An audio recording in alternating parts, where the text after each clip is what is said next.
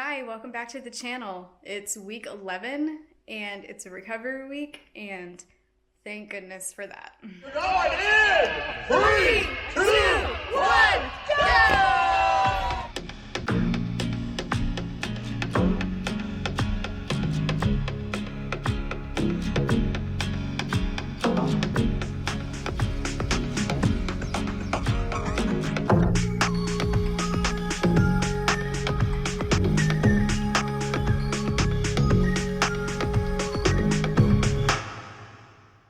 Hey Sadie, you ready to talk about recovery?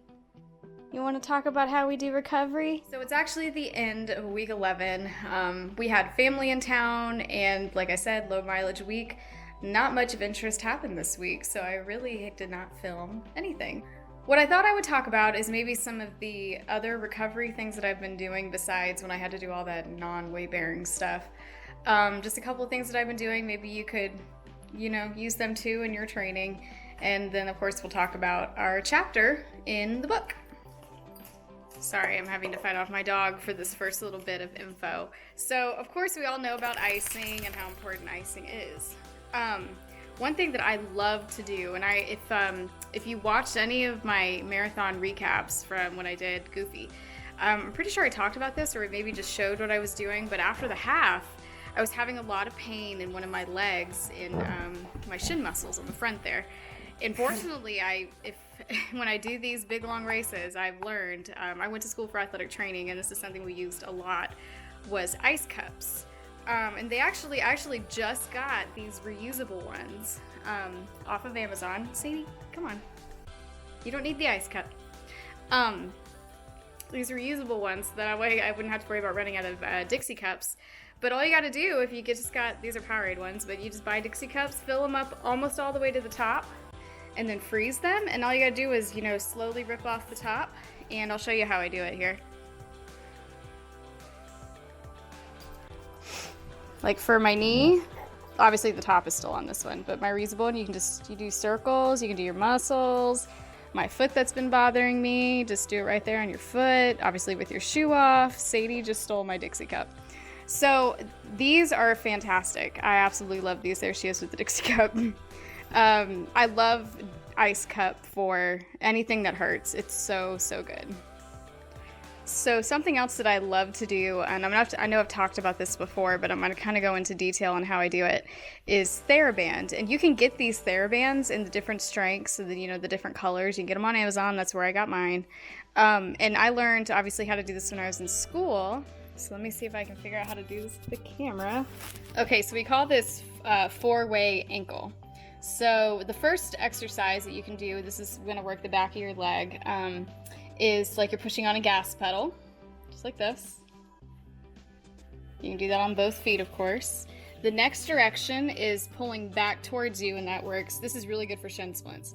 Works these muscles in the front. So what you do is you grab the band with the opposite hand of the foot that you're working. Take this foot, and you're gonna try to straighten this one as much as you can. Bend this one so that the pressure from the band is on the top of your foot. And you pull back, and you will definitely, I feel it just after a couple of reps, feel it on the front of your leg there. Very good for shin splints. Okay, in the third direction, we'll work the outside of your leg, just like this.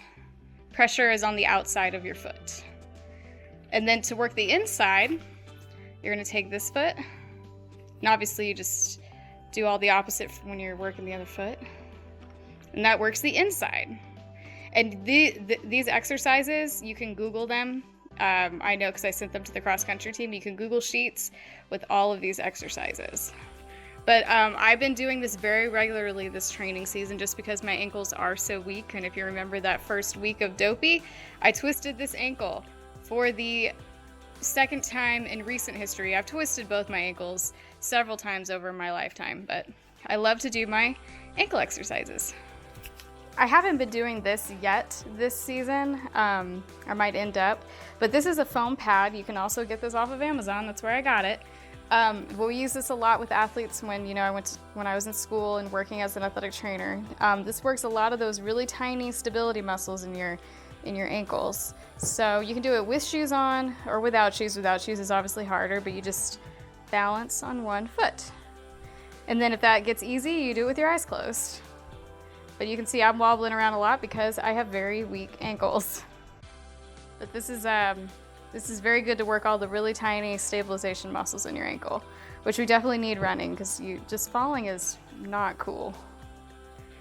Another one of my favorite things, more recovery than exercise, like the last couple of things have been exercises, but I'm a big fan of Epsom salt baths. My husband thinks it's all placebo, that Epsom salt doesn't really actually do anything, but I like to think it does, whether it's placebo or not. And this, there's all kinds of brands of Epsom salt soaks you can get. This is just the one that's available to me where I live, this Ep soak, but this one's specifically for feet, so if I'm just doing my feet, I'll actually use this stock pot right here and put a couple of tablespoons of this in there, and it has tea tree oil, which is really good for your feet.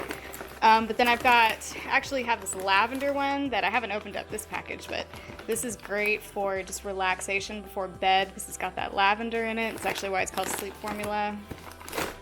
And then I've got 2 things of just regular Epsom salt. Here's a citrus one that's supposed to be energizing, you know, but I do love a good Epsom salt bath soak. So those are just a few things that I've been doing for recovery. The ice cup I do every day, at least once. Most of the time I do it twice a day.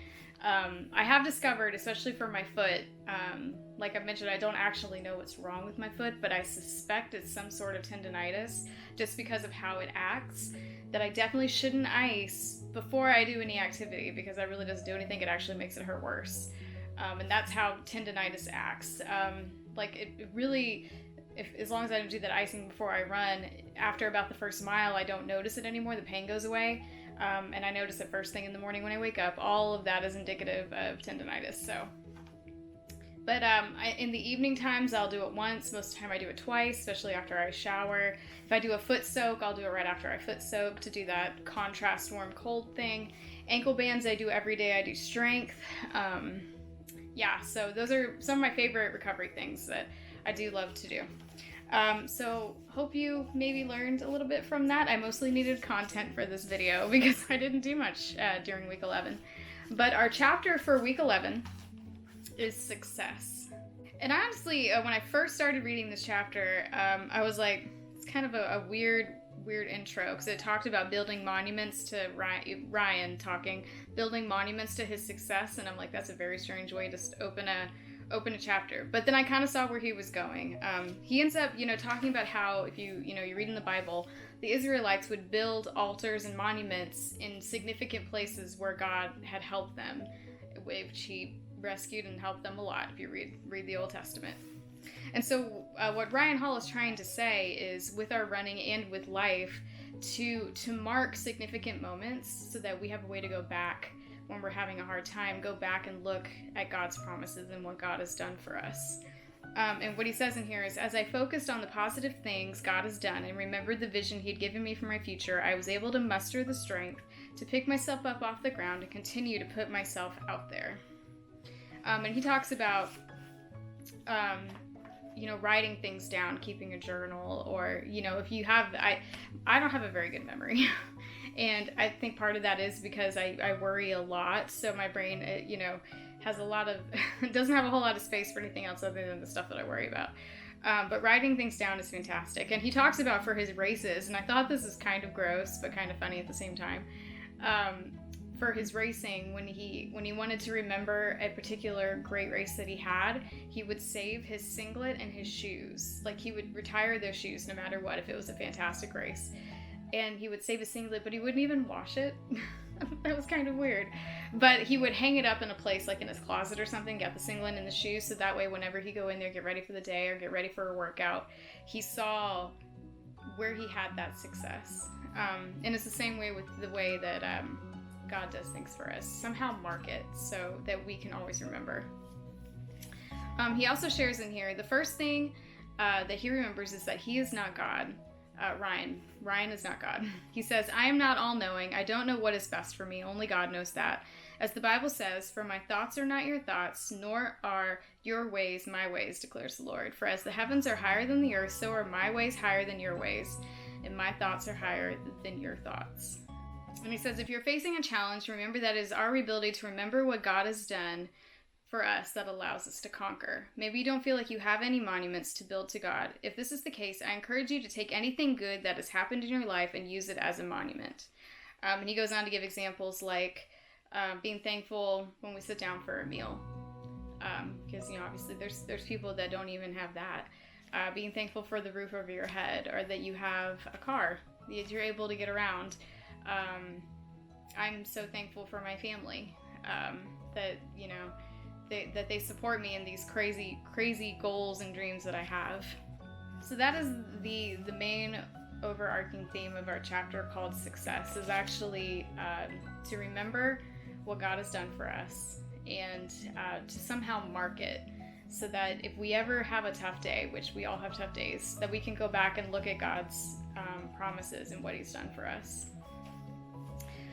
So, like I said, not a whole lot for week 11, but I know that I heard from several others that they were quite thankful after the 11 miles to have this down week. And I love that this training plan builds in those down weeks, just to take a breath and get ready for next week, which week 12 is our first simulation, meaning that we have back-to-back longer days. Which my plan for that next week is going to be a little interesting. So I hope everyone's well. I hope everyone's training's going well. If you're starting to feel these miles, take some of my notes from recovery. That's I'm discovering, and I knew this from before. You gotta take care of yourself, especially after these long miles, or it's just gonna start compounding. Like, I'm having to be very careful with my foot. To make sure that it doesn't get so bad that I can't walk. Because when it first happened, it was like that. And I was really scared. But it was all because I forgot for just today all the things I needed to do to help my body recover from those long miles. Be sure to give this video a like. Leave me a comment. What are your favorite things to do for recovery after long miles? I'm always looking for new things. I need all the new things. And be sure to subscribe. Always remember that you are God's masterpiece, and I'll see you next week for our first simulation.